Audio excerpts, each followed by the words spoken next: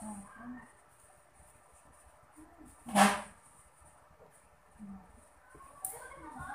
hapon po sa ating Diyos na buhay at magandang hapon po sa inyong mga kapatid kay Christ. Saan man tayong lugar naroon, binabati ko kayo muli ng magandang hapon. Naway makinig po tayong mabuti sa salita ng ating Panginoon. So, nakikinig man po kayo sa oras na ito o hindi pa man, salamat po sa ating Panginoon. Okay, let us pray. Okay, tayo po ay pansamantala lamang yumuko sa ating pananalangin. Oh yes, God, hallelujah, Lord Jesus, hallelujah. Purihin ka, O Diyos, banal at dakila, Diyos ng langit at lupa. Sa ngalan ni Jesus na aming tagapagligtas, patuloy po namin dinadalangin ang aming mga pamilya, ang mga members ng church, ganun din ang mga leaders and pastors, O God, sa iba't ibang dakong lugar. Lord, dinadalangin din po namin ang mga instrumentalist mo, Lord. Ganun din, Panginoon, ang aming mga namumuno sa aming bayan, mulang presidente hanggang sa mga barangay. Pare God, I pray, ang buong Pilipinas na naway, Panginoon, matapos na ang pandemyang ito, Lord, na makalaya naman ang mga taong nakukulong sa kanilang tahanan at ng mga nawalang ng trabaho at magkaroon sila ng trabaho. Lord God, sa salita mo na aming mapapakinggan, naway loobin mo na ito'y tumimo sa aming puso at magbigay liwanag, kapayapaan sa aming buhay. Samahan mo po kami, Diyos, ng banal mong Espiritu Santo na siyang dakilang guro na magtuturo sa amin ng pawang katotohanan. Panginoon, salat man kami sa kalaman, salat man kami sa karunungan, ikay punong-puno ng karunungan. Salamat po sa mga biyaya. Salamat din, Panginoon, sa nakaraang birthday ko, O Diyos, na binigyan mo pa ng karagdagang edad ang iyong abang lingkod. Salamat po, Ama, sa pangalan ni Jesus, ang lahat ng gawa ng kaaway, tinataboy po namin in Jesus' name. Amen and amen. Thank you, God.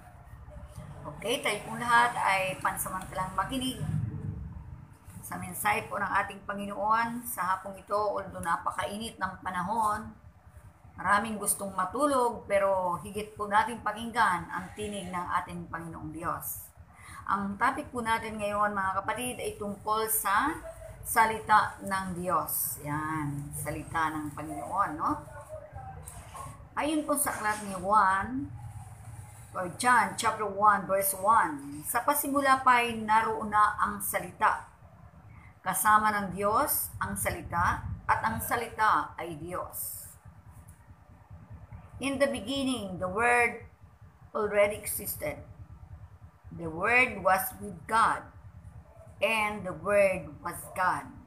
Sinasabi po dito ni Apostol John na sa simula pa, naroon na ang salita. Kasama na ng Diyos ang salita, at ang salita ay Diyos. Yan. Ito po'y pinaliwanag po natin ng ating abang lingkod sa Apostol John, na marami pong taong, marami pong iba-ibang salita sa mundo nito. Napakaraming salita sa mundo. Iba't ibang lingwahe. Pero ang pinaka-the best na salita na tayo ay nagbabago ay mula sa Diyos. Amen po ba? Yan po ang the best ng salita ng Diyos. Kasi ito po ay kapag ito ay nababasa po natin, nagbibigay po sa atin ng kaalaman, karunungan, at higit sa lahat, nagiging mabuting tao po tayo. No? So, ano man po ang ngayon? Sabi ko nga po sa inyo, kapag tayo nakakapakinig ng mensahe ng Diyos, napakaraming lingwahe sa buong daigdig, pero ang salita ng Diyos ang dapat nating higit pakinggan kasi ito po ay nagbibigay liwanag sa ating buhay at higit sa lahat, buhay na walang hanggan. Una, ano nga bang ibinibigay ng salita ng Diyos sa maraming tao? Sa una Juan, chapter 1, verse 1, o 1 John, chapter 1, verse 1, sumulat kami sa inyo tungkol sa Kanya. Sa simula pa'y sila na, ay siya na, ang salita na nagbibigay buhay. Pasensya na po kayo at medyo nagano ang signal. So, ulitin ko po ulit, ayon po sa 1 John chapter 1 verse 1. Sumulat kami sa inyo tungkol sa Kanya, sa simula pa ay siya na, ang salita na nagbibigay buhay, na pagmasdan at nahipo ng aming mga kamay. Yan. We write to you about the word of life, which has existed from the very beginning. We have heard it and we have seen it with our eyes. Yes, we have seen it and our hands have touched it. Sabi nga ni Apostol Chan, nahipo nila na pagmasdan at ang salita ng Panginoon. Sa simula pa, ito ay nagbibigay ng buhay. Yan po ang unang-unang binibigay sa atin ng Diyos, buhay. Kaya sabi ko nga po sa inyo, maraming tao na namumuhay sa panahon natin ngayon. Kung titingnan mo, buhay siyang naglalakad, nagsasalita. Pero ang totoo, patay siya sa paningin ng Diyos. Ang tao po kapag walang relationship kay God, walang connected kay God, tanda po natin, sabi ng Lord, patay tayo sa paningin niya because of sin. Kaya nga sabi nga ng Lord, kapag narinig na natin ang tinig niya, pakinggan po natin ang kanyang mensahe para tayo, yung kaluluwa natin, mapakain ng kanyang salita. Ito po yung pagkain ng ating kaluluwa, spiritual na pagkain. Amen po ba? Katulad yan po, birang-birang tayo magkita-kita sa loob ng panambangan dahil pinagbabawal. Pero sabi nga, kapag mahal natin ang ating Panginoon, na nagbibigay sa atin ng blessing, ng buhay, everything na nagbibigay tayo, pag-iingat, kagalingan, dapat po tayo magpatuloy sa Kanya. Magkaroon po tayo ng kauhawan sa iyong mga salita. Amen po ba? Kaya sabi nga, mapalad ang mga taong nakikinig ng Kanyang tinig. Ito po'y nagbibigay lakas sa ating pisikal na pangangatawan at sa ating spiritual na pamumuhay. Pangalawa, ano pa po ba ang binibigay ng Diyos? At kanino ikinumpara ang Kanyang salita? Jeremiah 23:29. Ito ang Kanyang sinabi, parang apoy ang aking salita at katulad ng pamukpok na dumudurog sa malaking bato. My message is like a fire and like a hammer that breaks rock in pieces. Yan. Yan po ang sinasabi ng Lord. Unang-una, nagbibigay buhay sa atin. No? Pangalawa, ang Kanyang salita ikinumpara sa parang apoy, katulad ng pamukpok na dumudurog sa malaking bato. Yan. Yung tao, pag may ginagawang hindi tama at naririnig ang salita ng Diyos, siya po ay nasasaktan.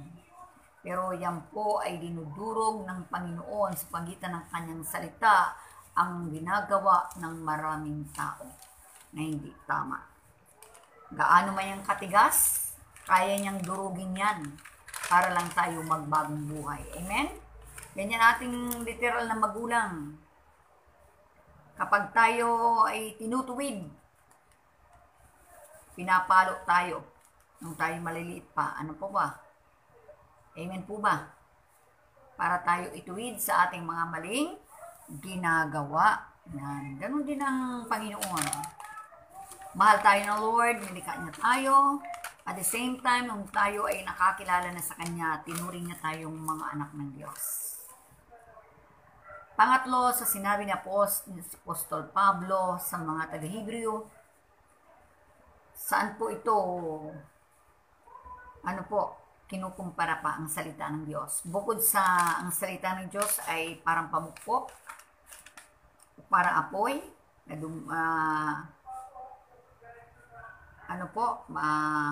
matalas, parang nakakita na tayong apoy, di ba? Kapag tayo na dito sa isang pinaglulutuan natin, tayo po ay nasasaktan. Ganon din po tayo kapag tayo nakakarinig ng something kay God na mayroon tayong ginagawang hindi tama, nasasaktan tayo. So, pangatlo po, yun sa Hebrew chapter 4, verse 12, sapagkat ang salita ng Diyos ay buhay, mabisa, higit na matalas kaysa alinmang tabak na magkabilay talim. Ito'y tumatagos maging sa pinag-iwalay ng kaluluwa at espiritu, ng mga kasukasuan at ng utak sa buto at nakatataho sa mga iniisip at binabalak ng tao. Ngayon, sabi ng Lord, unang-una ang salita niya buhay, living, mabisa, powerful, matalas kaysa alinman tabak na magkabilay talim. Yan. Matalas pa. Rakitan tayo ng ng sword, espada. Magkabilay talim yan kapag itinarak yan sa tao, literal. Napakasakit niyan. Amen? So, ganun din ang salita ng Diyos kapag tayo, sabi ko nga, gumagawa tayo ng hindi tama against kay God o against sa ating kapwa. Nasasaktan po tayo. Ito'y tumatagos pati sa ating mga kaluluwa at espiritu at nakatataw sa mga iniisip at binabalak ng tao. Maraming tao na nagbabalak ng hindi tama.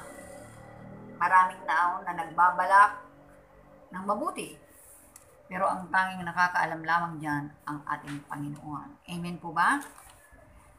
So, sa Aklat ng Awit, 119 verse 105. Psalm 119, 105. Salita mo itanglaw na sa akin ay patnubay, liwanag na tumatanglaw sa landas kong dinaraanan. Sabi ni God, your word is a lamp to guide me and light for my path. Nagbibigay sa atin ng tanglaw sa atin at patnubay ng liwanag na tumatanglaw sa landas nating dinaraanan. Minsan dumadaan tayo sa baku-bakong mga pangyayari sa buhay. Pero ganun pa man, tayo ay nababago sa ating mga kainaan. Tingnan mo sa panahon natin ngayon, ang daming kinalilibangan ng tao. Puro cellphone, babata, mamatanda, o may sa middle age, nako, halos yun lagi ang nakikita kong hawak-hawak nila. Yan ang kanilang Diyos. Oras-oras, cellphone. Pero ang Biblia, bihirang hawakan. Kahit na Kristiyano, tinatamad pa rin. May sakit. Alam mo, ang sakit na ganyan, sa kay Lord ka lang pwedeng magpagaling. Pwede ka magpa-doktor kay Lord. Sakit ng katamaran. No? Ayaw ko magbasa. Tinatamad ako. Ay, mas gusto ko ito manood. TikTok. Marami ditong sayaw-sayaw. Matututo rin ako nito. Lalo ngayong mga kabataan. Nako. Wala nang magawa. Takbo dito, takbo doon. Hindi na maintindihan ko na gagawin. Pero pabasahin mo ng Word of God. Ayaw. No? Kapatid, kapag inaayawan mo ang salita ng Diyos, tandaan mo, aayawan ka rin ng Panginoon. Amen? Walang nagsisisi sa hulihan. Walang nagsisisi sa unahan. Kadalasan sa hulihan. Sabi nga, sa Colossus chapter 3 verse 16, ang salita ni Kristo ay itanim ninyong mabuti sa inyong isip. Magpaalalahanan kayo at magturuan ng buong kaalaman. Umawit kayo ng mga salmo, himno, at mga awiting espiritual na may pasasalamat sa Diyos. Yan. Sabi po ni God, ang salita ni Kristo, ni Jesus, loobin na itanim sa ating puso, sa ating isip. Kaya kung tayo po nananalangin sa umaga, pagkagising po natin, Lagi po nating sasabihin, Panginoon, loobin mong itanim sa aking isip at puso ay yung mga salita na huwag itong mabunot ng kaaway. Ibig sabihin yan, mahal na mahal mo ang Panginoon. Amen? Sa Lord, gaano man ang nangyayaring mga pandemya sa ating kapaligiran, tayo relax pa rin. Hindi tayo pinababayaan ng Diyos. Amen po ba? Ako po, ang napapansin ko po sa pamilya namin, mula po nung isang taon ng pandemya, naniniwala ako 100% na ang Diyos ay hindi ni minsan nagpabaya sa kanyang mga anak.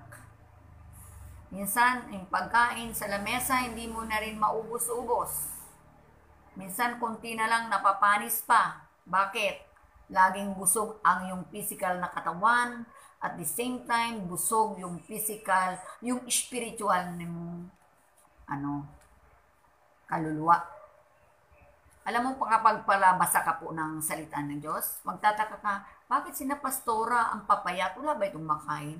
No, hindi yun sa pagkain literal. Hindi po yun. Kasi ako po, dumaan ako sa pagiging mataba nung ako'y bata pa. At the age of 16 hanggang 27, mataba po ang aking katawang pisikal.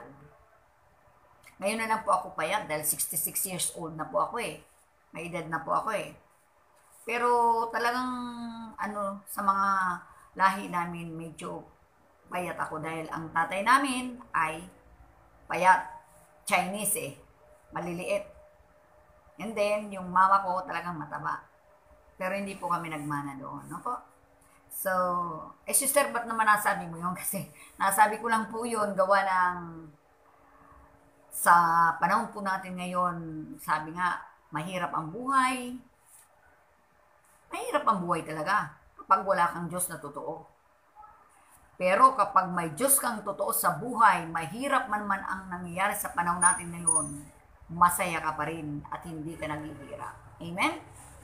Ako hindi ko na po iniisip na bukas wala kami kakainin. No. Dumarating ang pagkain maya-maya. Amen? Diba sabi ng Lord, pagmasdan nyo ang ibon.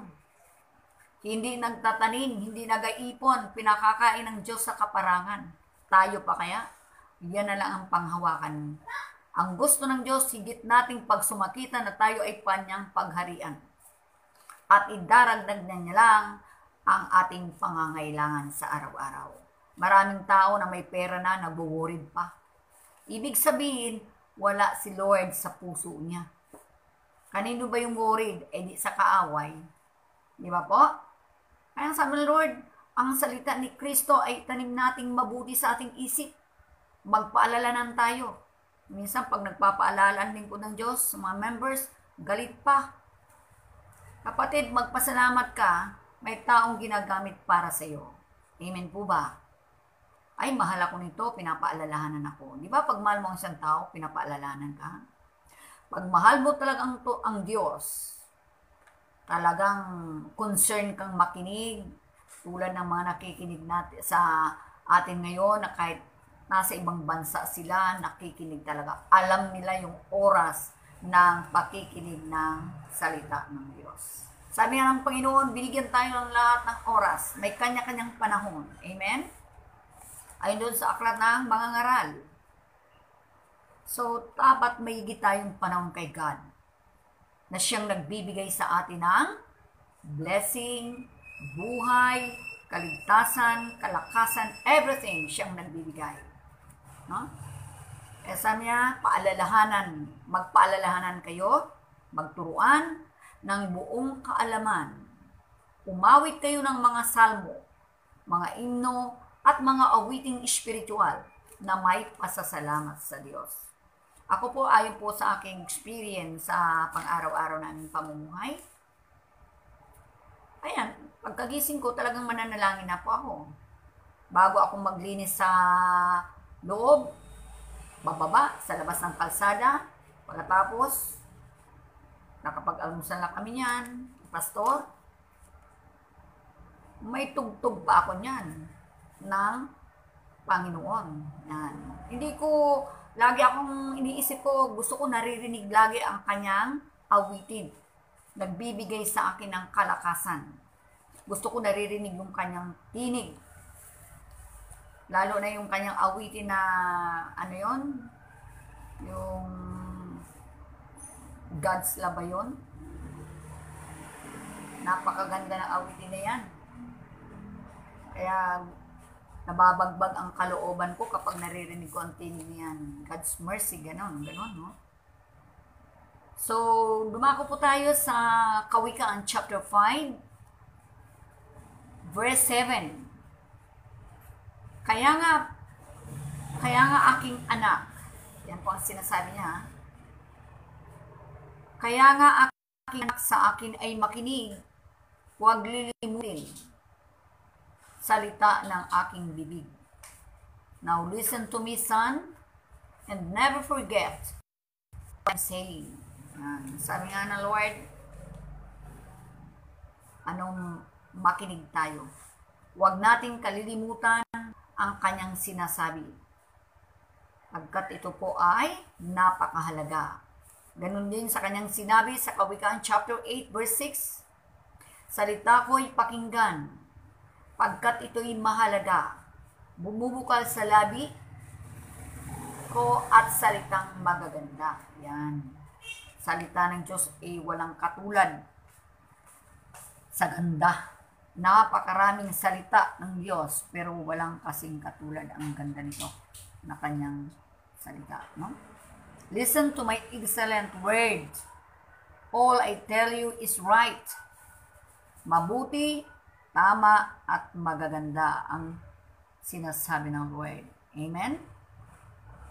Alam ko na sa panahon natin ngayon, sabi ni God, ang tao bibigyan niya ng kauhawan sa kanyang salita. Ito na ang panahon na tayo po, pahalaga na natin ang mensahe ng Lord. Kahit man tayo namamasukan, may trabaho tayo, huwag nating kalilimutan pakinggan ang kanyang mahalagang salita na bumubukal sa labi na niya ang salitang magaganda, no? Kaya nga ayon nga sa sulat ni Apostol Paul kay Timothy, 2 Timothy chapter 4 verse 2, ipangaral mo ang salita ng Diyos. Yan. Napapanahon man o hindi. Hikayatin mong pagsabihan at patatagin ang loob ng mga tao sa pamamagitan ng matyagang pagtuturo. Ang gusto ng Panginoon ayon po sa sulat ni Apostol Paul bilang paalaala kay Timothy, bilang isang kabataang mangangaral, na ipangaral niya ang salita ng Diyos. Napapanahon man o hindi, hikayatin sila, pagsabihan, patatagin ang loob ng tao sa pamamagitan ng mga matyagang pagtuturo. Alam mo po, ang mga lingkod ng Diyos, talagang maraming hirap din ang dinaranas.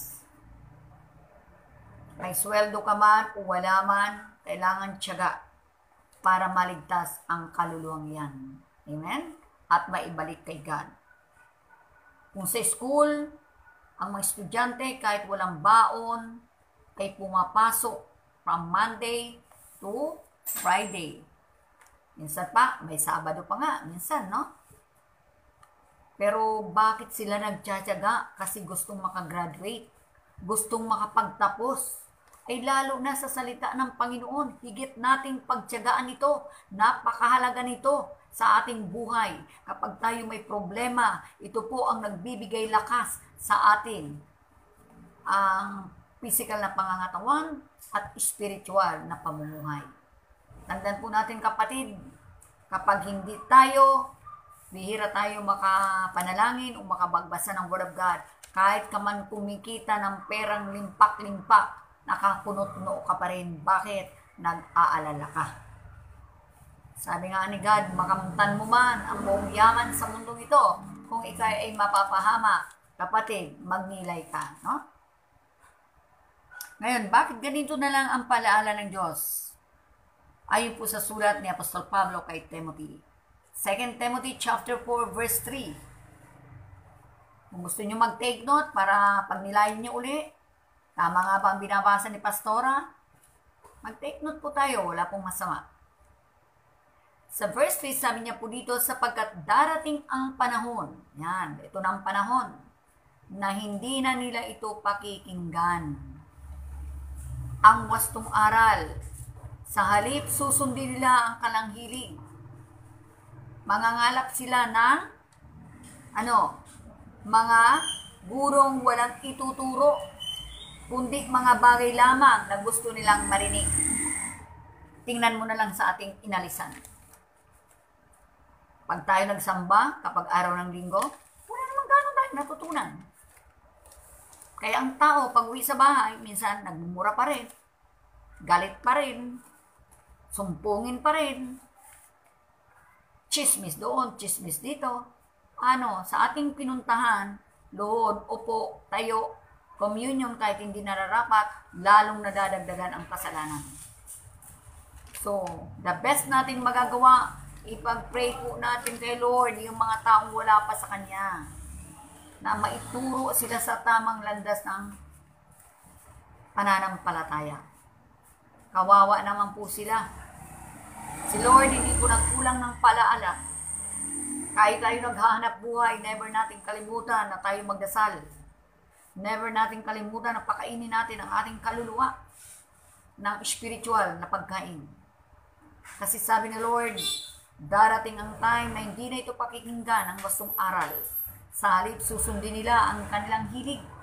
Mangangalap sila ng mga gurong walang ituturo, kundi mga bagay lamang na gusto nilang marinig. Kaya thanks God, tayo ay tinawag ng Lord. Minsan, masakit man ang paraan ng pagtawag sa ating Diyos, walang problema yun. Ang mahalaga, liwanag ang ating patutunguhan. Buhay na walang hanggan. Oo nga, tinawag ka, hindi ka nagpatuloy. Paano naman? Wala rin. Sa panahon natin ngayon, ang mga marami pa ring tao, na sabi nga, tama yung sinabi ni Lord, na mangangalap na lang sila ng mga guro na walang ituturo. Paglabas ng simbahan, ay pasyal tayo. Bagong sweldo tayo ngayon, libre ka naman. Ganon yan. Mamasyal tayo kung saan. Summer ngayon. Ngayon maraming swimming pool na sarado. Mga resort. Wala silang pupuntahan masyado. Tama na sa bahay.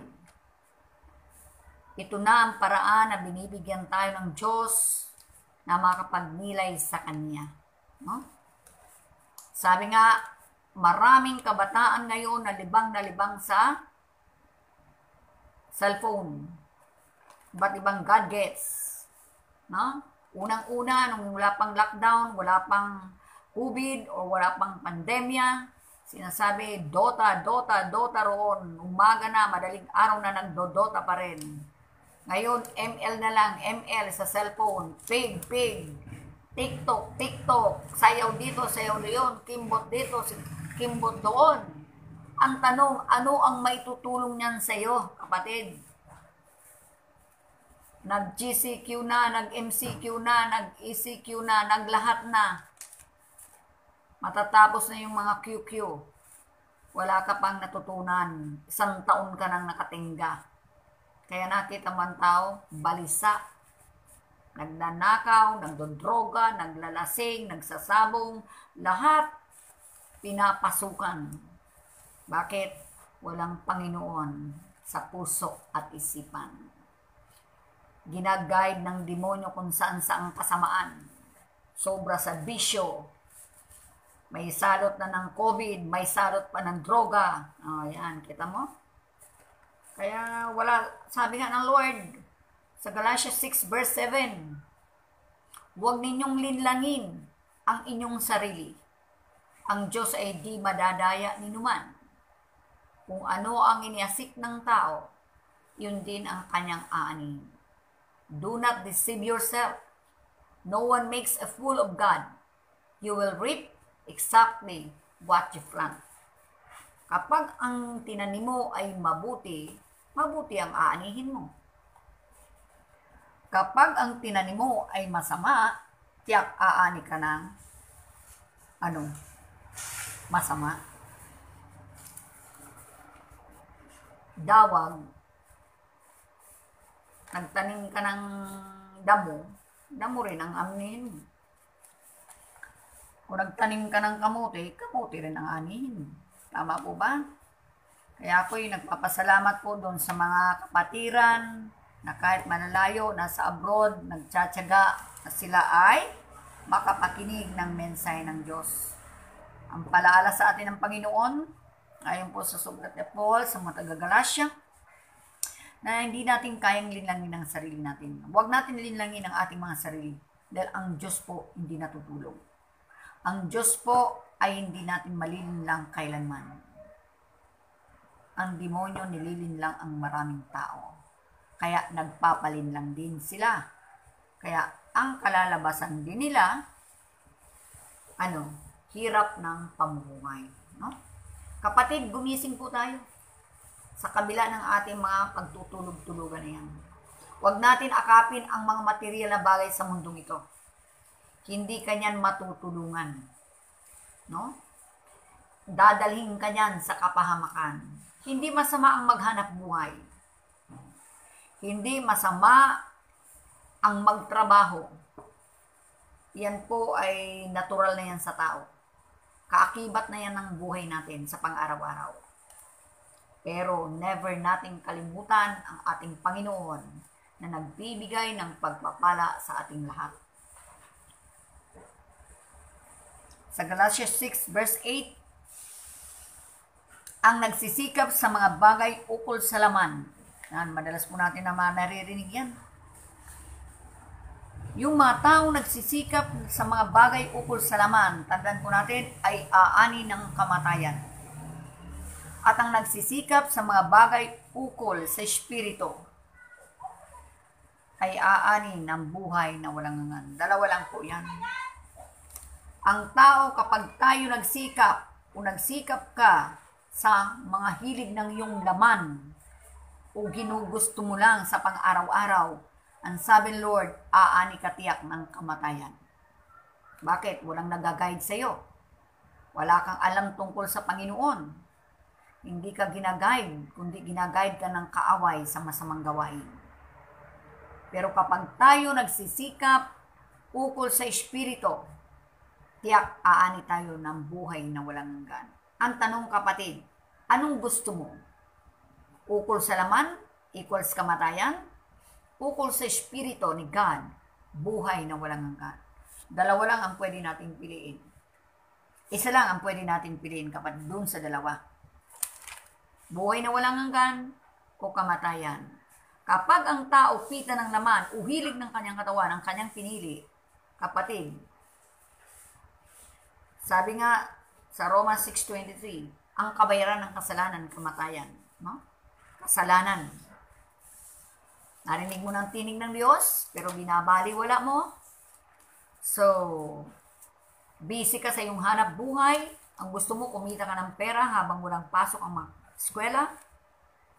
Hindi ka maililigtas, anak, ng pera mo. Hindi ka maililigtas ng anumang ikabubuhay mo sa pang-araw-araw na wala kang relasyon kay God. Sabi na Lord, sa aklat ng Mateo 24, verse 35, mawawala ang langit at ang lupa, ngunit ang salita ko'y hindi magkakamula. Yan. Heaven and earth will pass away, but my words will by no means pass away. Yan. Sinasabi ng Lord na mawawala ang langit at lupa. Lahat i-destroy ni Lord yan. Walang matitira dito. Kaya huwag tayong magtigas-tigasan. Ano man ang ating narating sa buhay, kapatid. Marami ka man mansion, marami ka man lupain, marami ka mang negosyo, marami ka mang pera, umiga ka na sa iyong salapi, never na never nating kalimutan ang tunay na pala sa buhay. Sabi ng Lord, mawawala ang langit at ang lupa. Ipipace out niya lahat yan. Ngunit ang salita ako'y hindi magkakabula, no? Hindi magkakamali, hindi mawawala. Kaya ngayon pa lang po, galingan na natin. Sabi nga, huli man at magaling na ihahabol pa rin. Alisin na natin yung mga sama ng loob sa atin na inasik ng kaaway. Magpatawad na tayo. Kasi kapag hindi tayo marunong magmahal ating kapwa, kapatid, sasabihin ko sa iyo, sabi ng Lord, hindi rin kita patatawarin. Amen? Sa ating huling talata, mga kapatid, sa Santiago chapter 1, verse 22, mamuhay kayo ayon sa salita ng Diyos. Kung ito'y pinakikinggan lamang ninyo, ngunit hindi isinasagawa, dinadaya ninyo ang inyong sarili.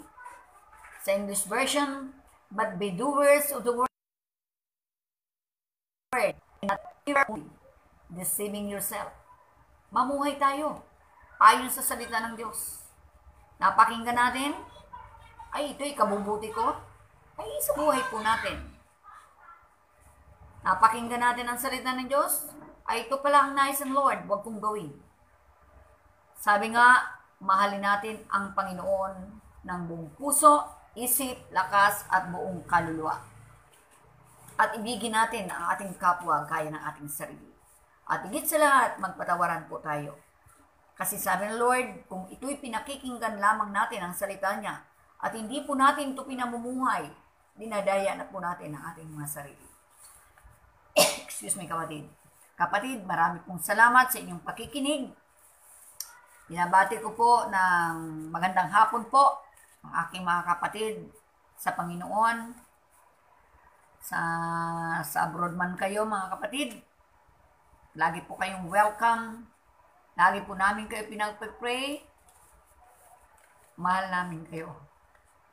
Wala kaming maitutulong sa inyo. Tanging salita ng Diyos at panalangin. Hindi namin kayo kinakalimutan. Alam niyo po at napapakinggan niyo po. Ako po'y ang iniiyak ko sa Lord. Lahat po tayo maligtas. Aanin man natin ang mga magpapalang yan kung tayo maiwan sa lawang apoy. Naghirap na tayo sa lupa. Naghirap na tayo sa ating patutunguhan. So the best po natin, lagi po natin kausapin si God. Lalo na ngayon na malapit na ang pagbabalik ng ating Panginoon. So God bless po sa ating lahat, kapatid, at tayo manalangin, pansamantala tayong yumuko sa ating, at ating mag-closing prayer. Yes, Father God, marami pong salamat, Panginoon. Lord, malalayo man ang aming mga kamatiran, kamag-anakan. Patuloy po namin dinadalangin na naway bigyan mo pa sila ng mahabang buhay tulad na yun. Marami pong salamat sa iyong pag-ibig sa amin, O Diyos, at sa kanila. Napakarami ng tao sa mundo. Isa kami sa mga pinili mo at hinirang. Lord, sino naman kami, Panginoon? Pagpalain mo po ang aming pamumuhay espiritual. Patatagin sa lahat ng mga pagsubok. Panginoon, salamat po Diyos sa bansang Pilipinas. Sa mga namumuno sa aming bayan, bigyan mo po silang pusong mapagmahal sa kapwa at higit sa iyo, Panginoon. Napakabuti mo, Lord, wala kang katulad. Ano man ang aming mga pagkakamali, pagkukulang sa iyo, hiningi po namin ang aming kapatawaran sa ngalan ni Jesus. Although napakainit ngayon ang panahon, Panginoon, hindi mo pinahintulot kami magkaroon ng mga karamdaman, bagos patuloy mo kaming iniingatan. Loobin mo po, Panginoon, ang mga nasa ospital ay may mabuhay pa sila at makilala ka nila, O Diyos. Ang aming mga nasasakupan, ang mga tupa na pinagkatiwala mo sa amin, Lord, naway manatili sila sa iyong piling. Father God, I pray in the name of Jesus. Ano man ang asik ng kaaway, I rebuke you in the name of Jesus. Bitawan mo ang aming mga kapatid na ito sa gawang masama sa ngalan ni Jesus. Ama, marami pong salamat. Ibinabalik namin sa iyo ang pinakamataas na papurit parangal. In Jesus' name, Amen. God bless po. Mabuhay po tayong lahat. Hanggang sa bukas po. 8 o'clock po ang ating service sa morning. Welcome po kayong lahat.